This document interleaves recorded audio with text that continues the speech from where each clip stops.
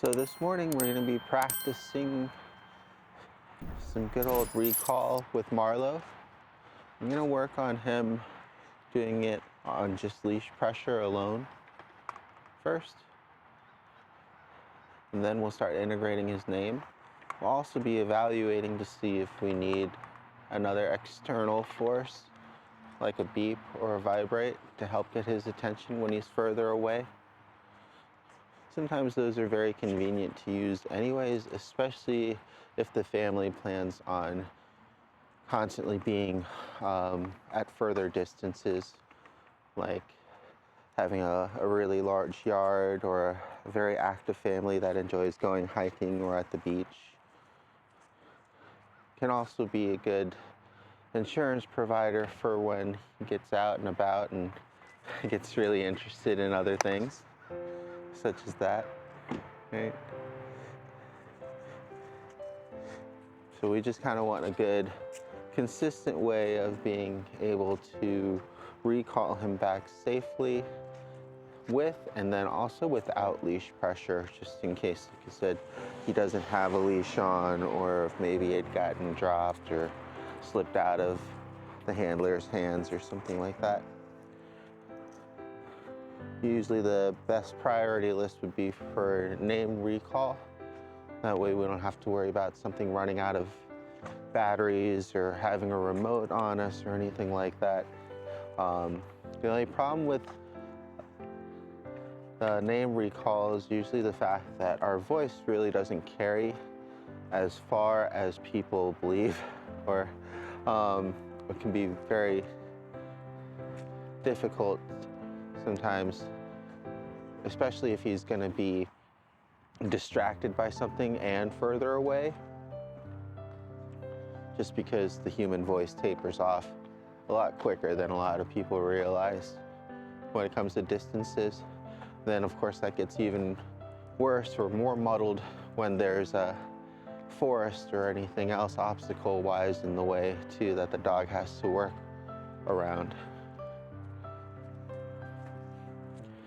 Having a collar is good because it's very consistent, right? The sound and volume is going to be right there behind his ear, and the addition of at least some sort of tactile feedback can really help draw some pups away from whatever it was that they were too distracted with in the first place, whereas unfortunately just an auditory response can be very easily brushed off.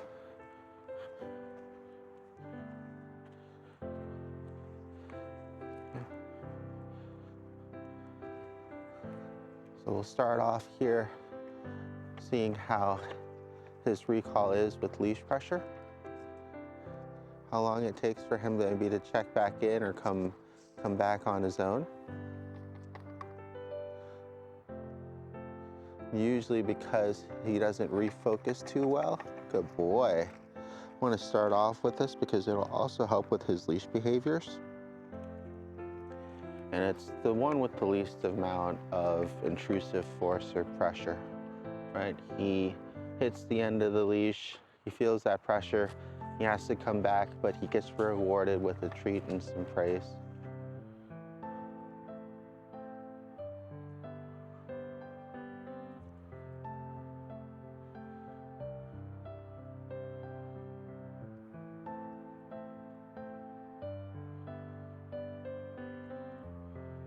And give him a little bit of time here for him to enjoy his treat.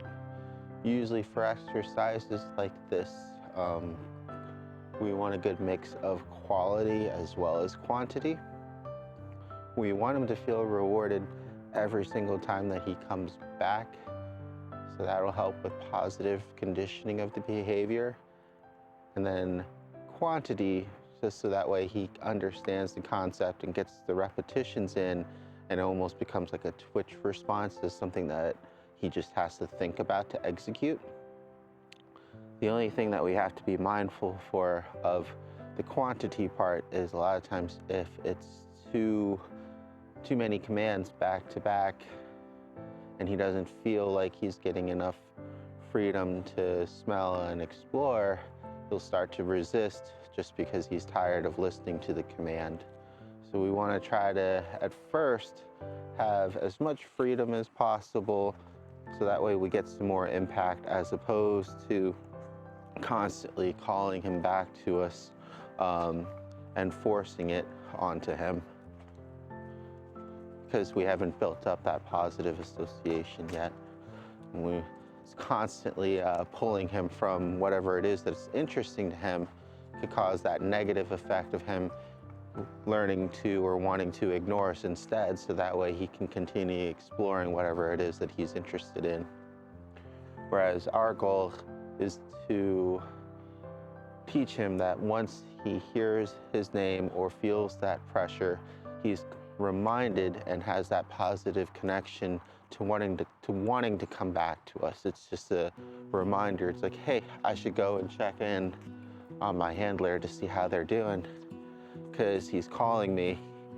He might need me to do something to help him out, or I feel the pressure of the leash means that I'm too far away from him.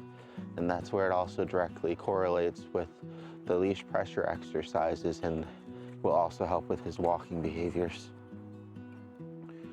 Another reason why we'll be using the freedom leash for him, so that way we'll have a much higher chance of being able to keep no pressure on the leash until we actually either want to, because we need to create a boundary or guide him, or he ends up at the end of the leash and needing to, so like there's some feces that somebody didn't pick up. So we're gonna go ahead and use some leash pressure there to pull him away.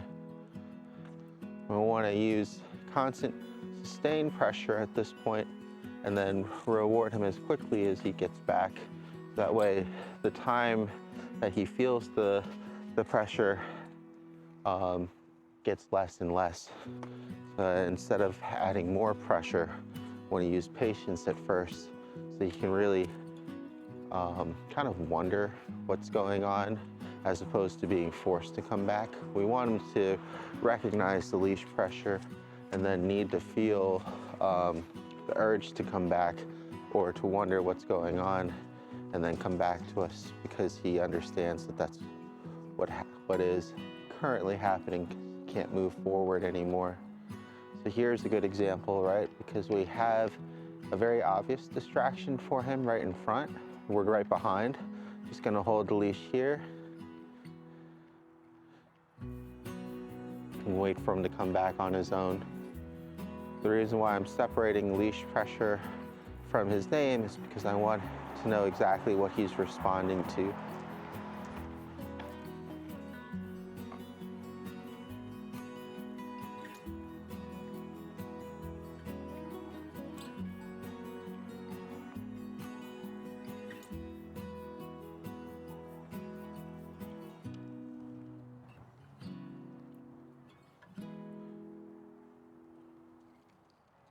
And sometimes this can take a moment as well, especially now that there's no pressure. He's coming back in. Gonna keep him from going into the neighbor's place too far.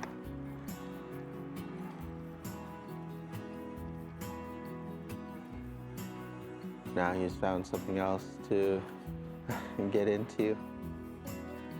Okay, once again, just gonna hold this pressure here. He's distracted by the kid again.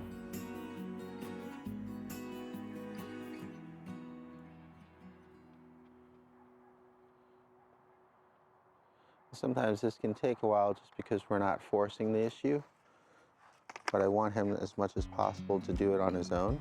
Now that he's coming back, I'm gonna go ahead and shorten the leash up, keeping him near me. He only gets released into being able to go further away and walk again after he's actually paid attention and refocused. If he does start to sit, then I'm gonna go ahead and call him back to me, because that's gonna be his usual response for these situations when he can't drive himself forward. And that'll also be a good opportunity that I'm looking for to help recondition that behavior. All right. Marley. Marlo. Good boy. Good. So there, as soon as he started to sit down, used his name, got his attention back. Good boy, let's go. And now he gets to be free. Especially for something like this, a lot of it is going to be timing based. If we can get him to recall as opposed to just sitting still, that will help greatly with his leash work too.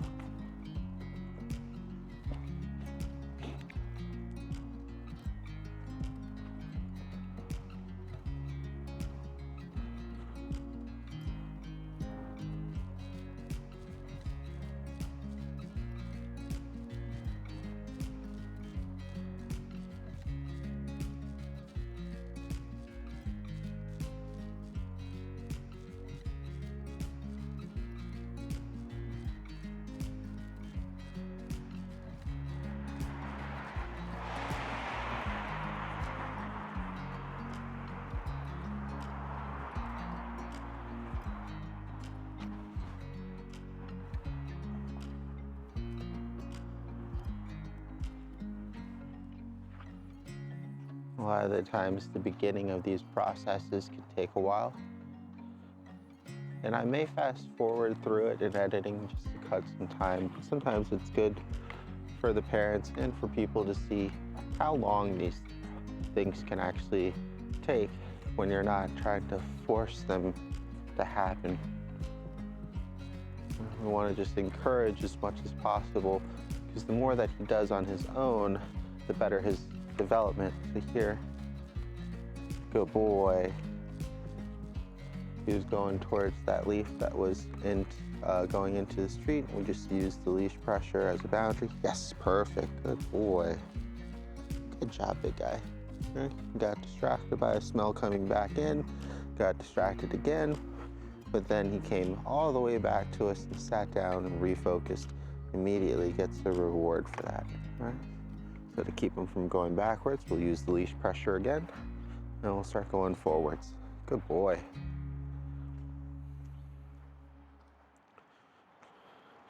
So first time, especially with all the distractions there, took him a lot longer. This time, with just minor distractions, he was able to execute and redirect his focus much faster. Really good. And it's usually how the process will go. You want to try to build a good base foundation of behaviors before it gets harder, but because we're on a kind of a shorter timetable, we want him to kind of work through at least some light distractions at first to help fast track his training. Because he can do this at home, inside, without any issue. It's outside with all the smells and people and things that he actually needs the most practice. Luckily, the weather is going to be pretty nice out for this weekend. A little cold, but nothing too bad. Okay. So once again, I'm going to stop here. Going to hit the leash pressure. Yes, good boy. And that's the big thing too, is once he hits that pressure, I'm not going to let him pull through it to get to anything else. He can come backwards, but he's not allowed to go forwards. Just like before, when he started coming back a little bit, I locked the leash again, so that way he can't go forward again until he comes all the way back and pays attention for the reward. Good boy. Good job, big guy. Okay.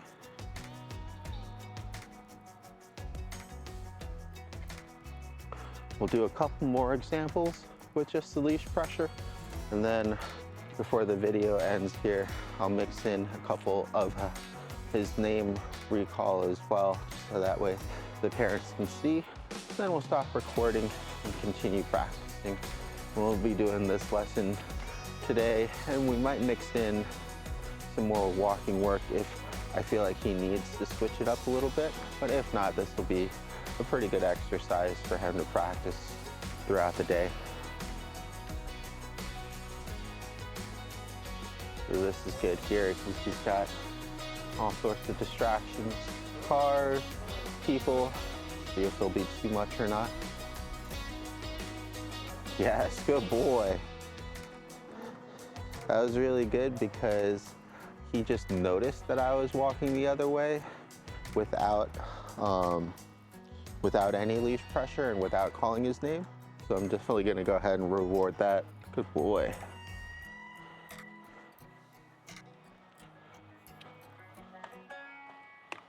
Leash pressure here to keep him from going into the road. And then I'm gonna go ahead and add in some leash work here to keep him hopefully moving past these distractions. When you're working with him, you'll be able to kind of easily tell at what point his training is at. Good boy, very good. And at what point he still needs work. Very good, good boy, Marlo. Good boy, come, and sit. Good boy. So even through the distractions here, he was able to come back and refocus on me. I just went ahead and finished up by giving him a good sit command before the reward. He's doing really good though.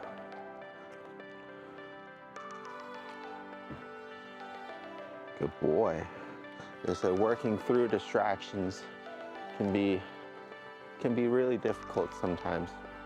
We want to try our best to not get frustrated and take steps back, making things easier when necessary if it's too hard for him. The goal though is to be able to get him to respond no matter what, so we still have to build up to that. But it's sometimes unrealistic to have those expectations right off of the bat. Something good to work towards though.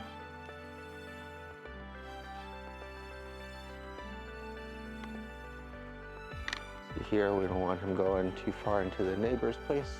Use some leash pressure there, guide him out. Once again, using some leash pressure so he can't go into the yard.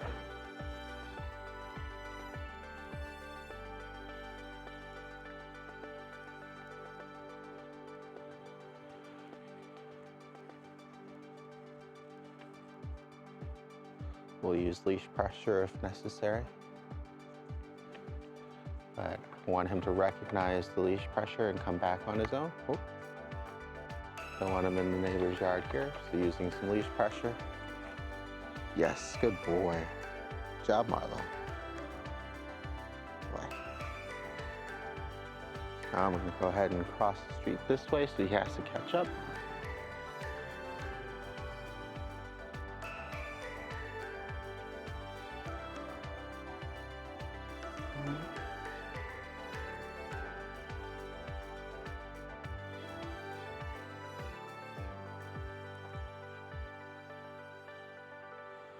Once again, like the first exercise that we did, practice some name recognition and recall.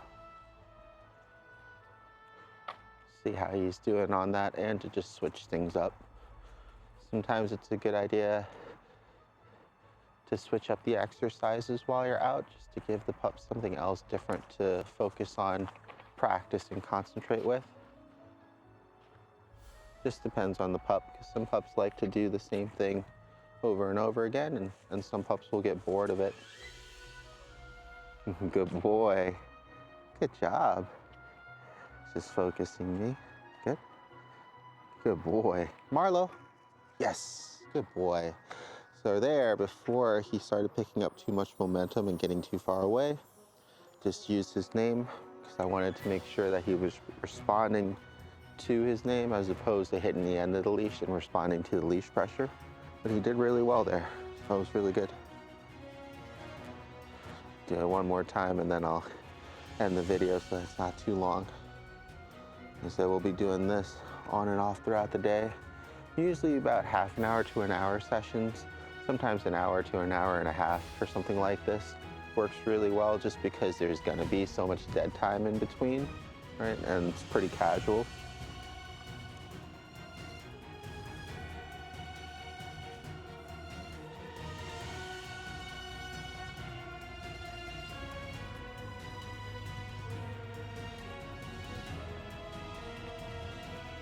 Marlo. Yes, good boy. Come. Good job. And sit. Sit. Good boy. Good job.